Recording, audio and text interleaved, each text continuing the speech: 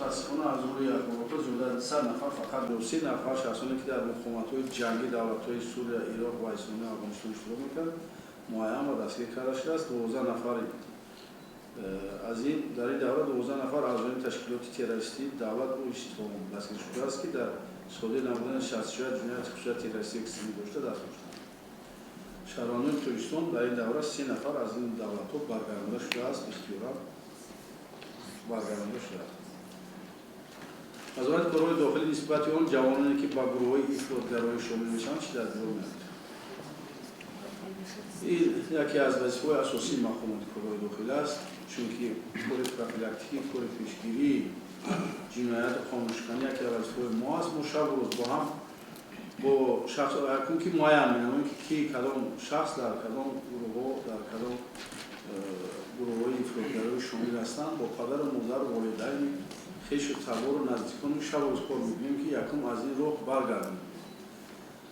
و قانونگذاری گزارش جمهوری ترکستان ماده 401 قیمه که ما با تشبث وزارت کارهای داخلی در کدکس جنایتی علاوه شده است برای اشتراک شهروندان ما در مسابقات جنگ‌های مسابقات دیگر دولت‌ها یک ایزا هم همچون یک معیار هوسمند کننده که کسی که اختیارا برگردد از جاوداری آزاد است داخل کرد. جامعه را با تشویش آورده است. نه اینکه ترکستان بلکه تمام دنیا. همین آخر ماه دکبر سودی عالی مذهبی همین حرکت سلفیه اکستریمیستی اعلان کرد جناب وزیر. از همین مدت یگان نفرای اینها بازداشت شدند چون که بعضی رسانه‌ها نوشتن که گویا رهبری همین حرکت بازداشت شده است در تاجیکستان. تشکر. همگی به نظر 3 نفر دست میشه است که 3 نفر دست میشه. 2 نفر در رئیسی کارهای داخلی شهر دوشنبه دستگیر کردند. پرونده جنایتی آغاز کردیم با جواب تفصیلی شما داشتید.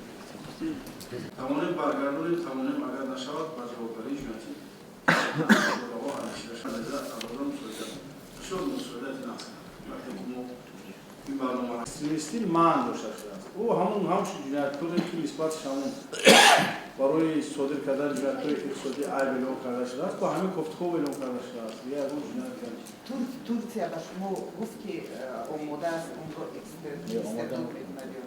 ترکیه گفت که دستگیر شده است ما همه موارد را فرستادیم برای هنوز جواب ندادیم. هنوز جواب ندادیم.